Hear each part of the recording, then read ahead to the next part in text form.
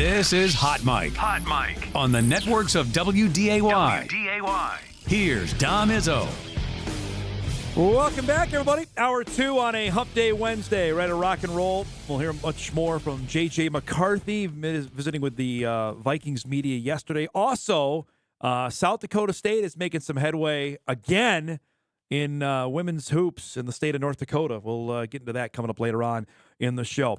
Pretty pumped to talk to our next guest, who last week, in the midst of everything happening, Bison got about 5 commits last week for the class of 2026. This is a big one out of Valley City, North Dakota, which I believe might be the first time the Bison have got a Division I football player out of Valley City. Trey McPartland is the young man's name, and he joins us this morning after announcing his commitment about a week ago today that he's going to play football at NDSU. It's great to see you, bud. I believe it was a week ago today you were on campus and got your offer. Then you take the story from there about what happened after that. Yeah, so it's exactly a week ago.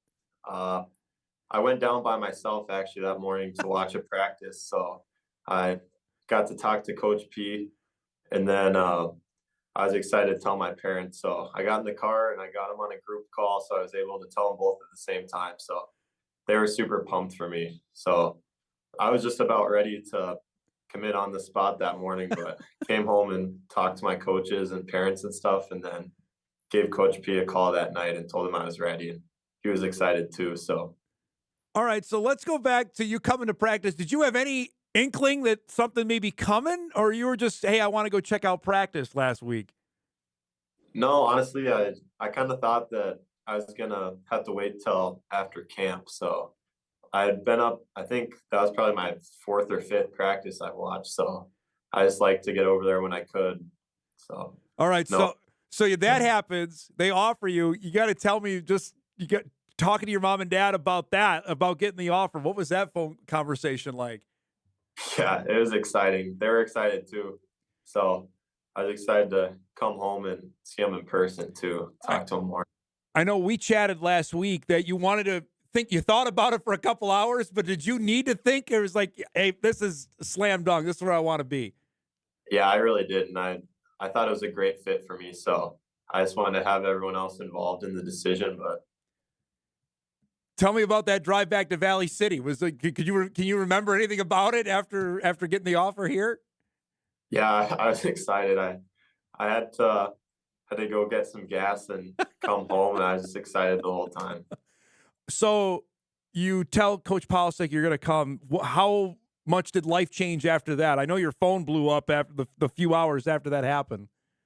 Yeah. I posted it, and I had some visits lined up for that weekend that I canceled, and then I got a bunch of texts and everyone saying congrats. When, in your mind, Trey, did college football become a reality? To think that I can do this? Like, was there a moment of practice or just accumulation of events that have happened over the last little bit?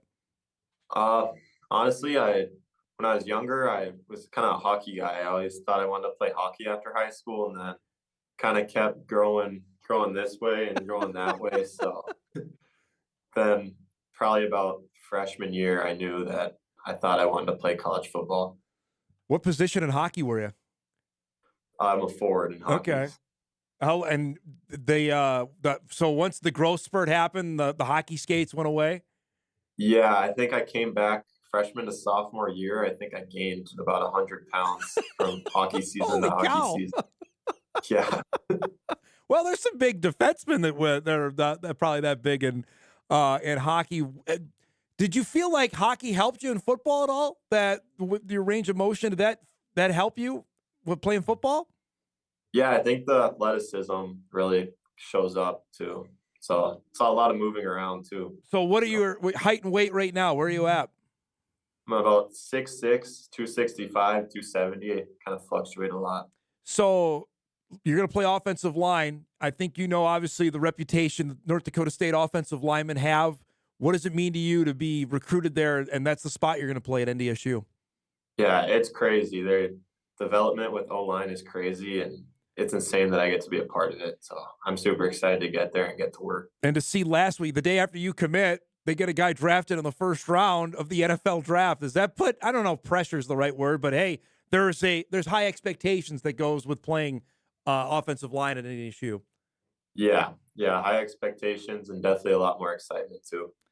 Describe your high school career playing in Valley City and just the level of notoriety, attention that you've got over the last couple of years, knowing you're almost a marked man out there, whether you're playing offensive line or defensive line. Their teams are scheming, knowing where you're out on the field.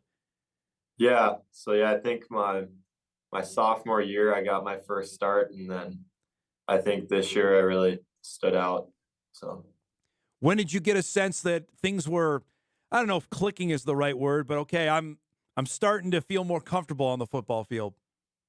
yeah, I think this year I think my recruitment kind of picked up a lot, so definitely helped me gain some confidence. Do you feel like there was a bigger spotlight on you this year, knowing that was the case? Yeah, I did. How'd you handle that?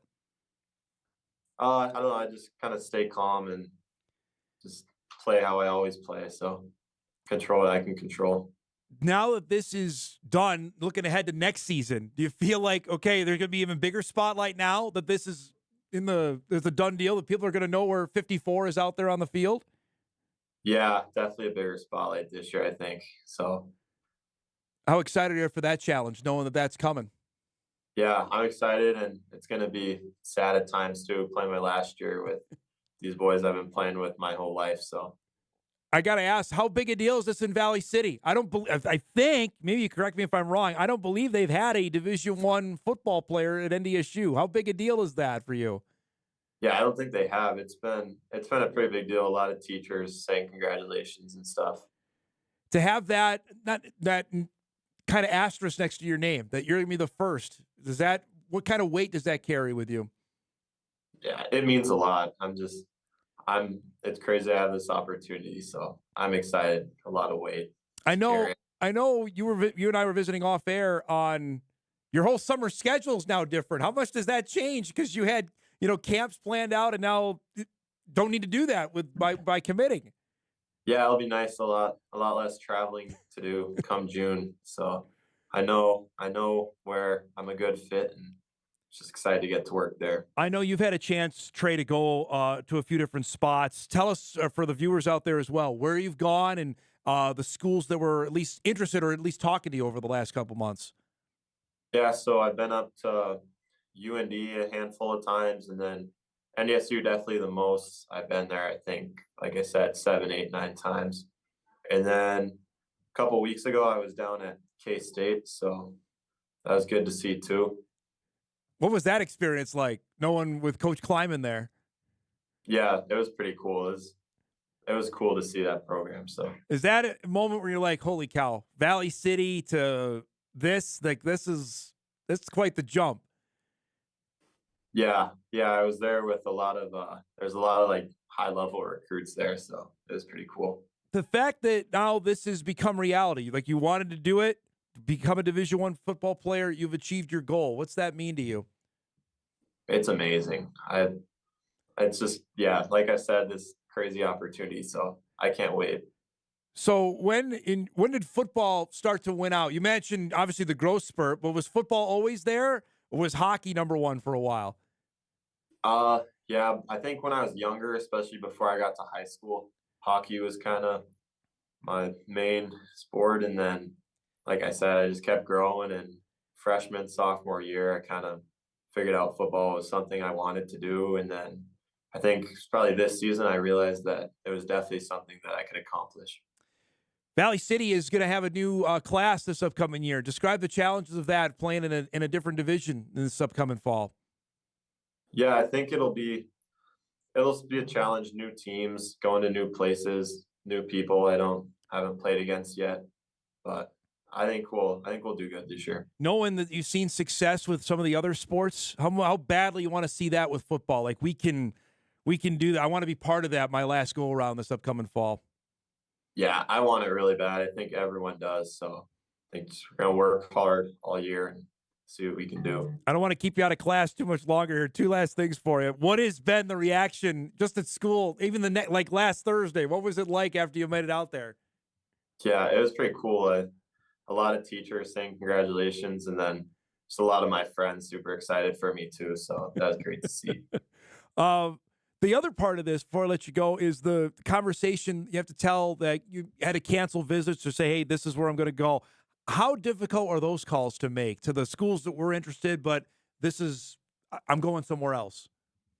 Yeah, it was difficult, but at the end of the day, the coaches understand the game and they were all happy for me. So I think everyone recognized that NDSU is a crazy opportunity, especially for an offensive lineman. So it was something I really couldn't turn down. Have you had a chance to celebrate, or is that coming? That's coming. What do you have planned? Anything? No, probably, I don't know, go out with my family and eat and stuff. We've been celebrating around the house a little bit, but. Fantastic. Hey, I appreciate it. I know you got to get back to class. Thanks so much for the time this morning, and congratulations and good luck next fall, okay? Yeah, thanks for having me. Trey McPartland from Valley City, North Dakota, Highliner that announced last week that he is a member of the Bison football class of 2026. It's a great story, as he mentioned. He came down last Wednesday to practice and left with an offer, and I think a few hours later he announced that he was committing to the Bison for 2026. So NDSU is now into double digits on its recruits for next season for the class of 26. And they don't have that many scholarships to play with, knowing full well they have 14 seniors on the 25 roster. And you can't always equate it that means they have 14 scholarships. They don't, because some guys are partials, some guys are full, some guys are walk-ons, that money isn't distributed evenly, if that makes sense. They don't have a ton of money to play with. They might be done, and I think this was the goal for the head coach early here, either late spring or early summer, that they are donezo, and then they're on to 2027. And we know the level of talent that's around, especially locally, in the class of 2027. Moorhead's got 3 guys. Kindred certainly got a dude. There's a couple others here. Stanley's got a guy who just got another SEC offer. There is legit big-time Power 4 talent in the class of 27. That's not to dispute the guys or denigrate the guys of 26, just telling you fact of what's been out there now for the upcoming class. So, and I think knowing there was an intense competition for Aiden Wunderlich, who we had on the show last week from Castleton, who ended up committing to UND. NDSU's looking at its board and like, well, we like this guy too. And McPartland was ranked as the number 1 defensive lineman in North Dakota, number 2 overall in the state behind Wunderlich. That's a guy that if you're NDSU, and frankly UND was in the mix as well, that you want to make sure that guy is part of your roster. And the Bison have done that. So, again, about 10 now for the class of 2026. You've met more than half, at least, I want to say 6 or 7 have been on the show here over the last 2 to 3 weeks. And another North Dakotan. Schlichting was the first out of West Fargo Cheyenne. We were able to get Kai as the first for the class of 2026. That happened now about 6-7 weeks ago. So we appreciate Trey coming on and giving us a few minutes there.